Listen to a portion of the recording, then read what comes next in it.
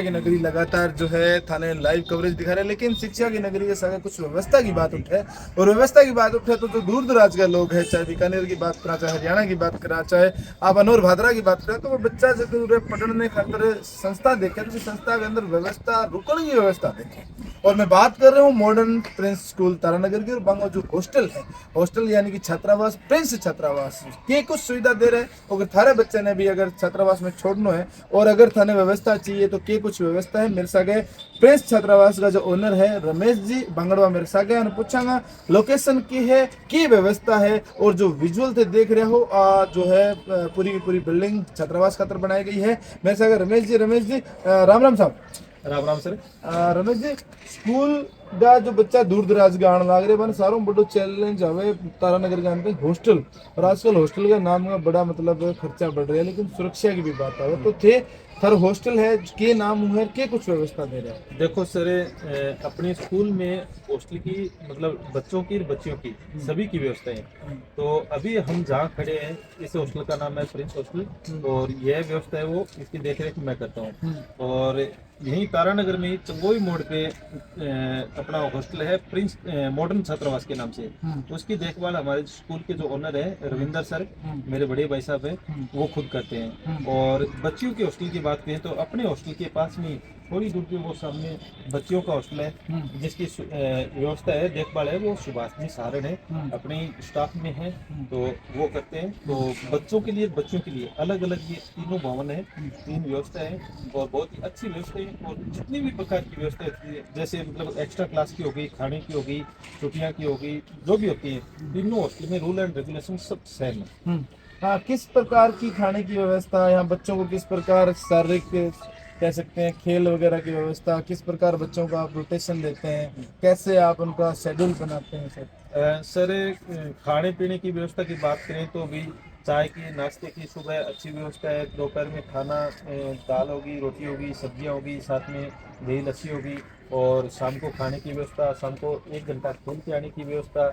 और खेलने की बात ये है कि सर जो हमारे जो हॉस्टल है विशेष करके अभी बॉयज जो दोनों हॉस्टल है, एक तो चंगई मोड़ वाला और एक ये, तो वर्किंग जो डे होते हैं अभी मंडे से लेकर सैटरडे तक हमारे बच्चे हैं वो अलग अलग पास में हमारे पास में यहाँ पे ग्राउंड है और उस हॉस्टल के पास में ग्राउंड है, अपने अपने ग्राउंड में खेलते हैं। लेकिन संडे वाले दिन दोनों हॉस्टल का कभी क्रिकेट का, कभी कबड्डी का, कभी और हम कंपटीशन का मैच करवाते एक हैं। जगह दोनों को इकट्ठा करके हाँ, मतलब इकट्ठा करके इंटरेस्ट बनाते हैं। हाँ इंटरेस्ट बनाते हैं, बच्चों को मजा भी आता है। तो खेलने की भी अच्छी व्यवस्था है पढ़ने के साथ साथ। पढ़ने के साथ साथ खेलने की अच्छी व्यवस्था है। ये तो आउटडोर के गेम है, इंडोर भी कुछ बच्चों के लिए खेलने के लिए आप जैसे कोई चेस वगैरह है कुछ ऐसे हाँ, चेस है, लूडो है और बैडमिंटन हो गया, कैरम हो गया, या फिर ज़्यादा इंटरेस्टेड भी अपने गाँवों के बच्चे आते हैं तो वो सबसे ज़्यादा मैं मतलब पिछले 10 सालों से देख रहा हूँ तो वो कबड्डी में ज़्यादा इंटरेस्ट लेते कबड्डी की हैं। व्यवस्था है, तो कबड्डी के लिए भी अच्छी व्यवस्था है। अच्छा ग्राउंड है। हाँ, अच्छा ग्राउंड है और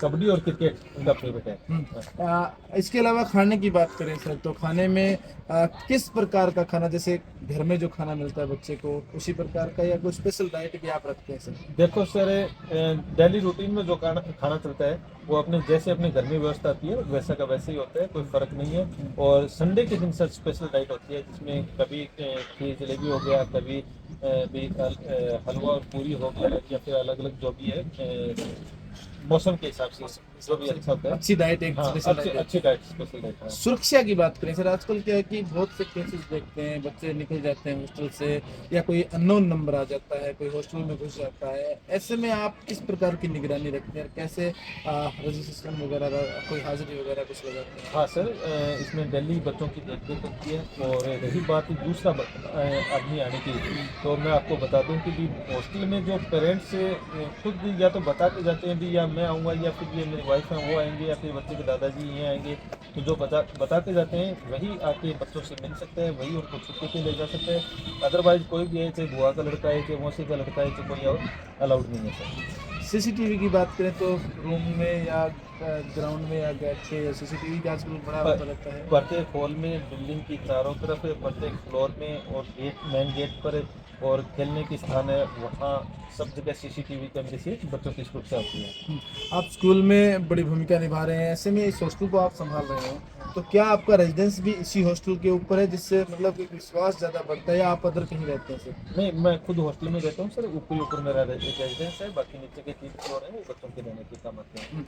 यहाँ से सर स्कूल कितनी दूर है, अगर बताना चाहें तो स्कूल की दूरी कितनी रहती है? स्कूल की दूरी थोड़ी दूर है सर, वो सामने सामने जो बिल्डिंग दिखती है सामने स्कूल जो की। बिल्डिंग दिखाई दे रही है वो स्कूल है। और हिंदी मीडियम की हाँ, है ना? और उस स्कूल से जो मतलब ये हॉस्टल दूर है, इतना ही दूर वो जो चमोई मोड़ पे जो बॉयज हॉस्टल है वो इतनी दूर उधर वो है। और बच्चियों को हॉस्टल के पास में है। तो सारे स्कूल के मतलब एकदम सेंटर में है स्कूल, सब हॉस्टलों के सेंटर में है। सेंटर में इंग्लिश मीडियम की बिल्डिंग अगर यहाँ से आप बताना चाहें तो कौन से रोड पे है सर? जी, अभी पीछे चूरू रोड है, चूरू रोड पे है वो बिल्डिंग भी, इधर से दिखाई देती है। तो इंग्लिश मीडियम बिल्डिंग भी यही है।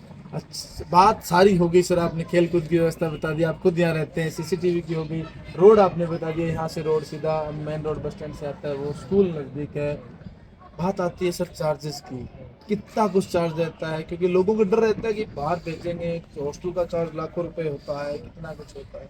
देखो भाई एक डिसेंट चार्ज है, मतलब बड़ी बड़ी सिटियों में जो अंधा मतलब चार्ज होता है वैसा कुछ नहीं है। एक नॉर्मल चार्ज है यहाँ पे रहने का बच्चे का, जिसमें मतलब बच्चे के रहने खाने की व्यवस्था भी है, बच्चे की ट्यूशन की व्यवस्था भी है, उनकी केयरिंग की व्यवस्था भी है, सारी व्यवस्थाएं। कोई चार्ज हमें 60,000 रुपये पर साल के हिसाब से चार्ज करते हैं सर उसका। 60,000 रुपए जी।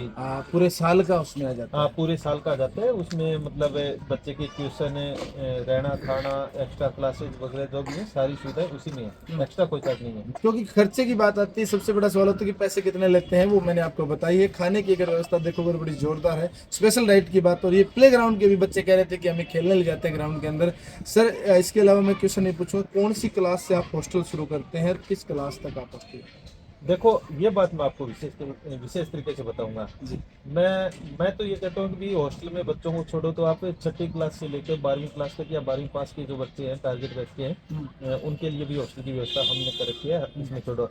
लेकिन अभी कल परसों एक बादरा से कॉल आया था, एक दिन पहले हनुमानगढ़ से कॉल आया था, और कल आए हुए थे, कल वो पेरेंट्स खुद आए हुए थे। सेकंड क्लास का उनका बच्चा था।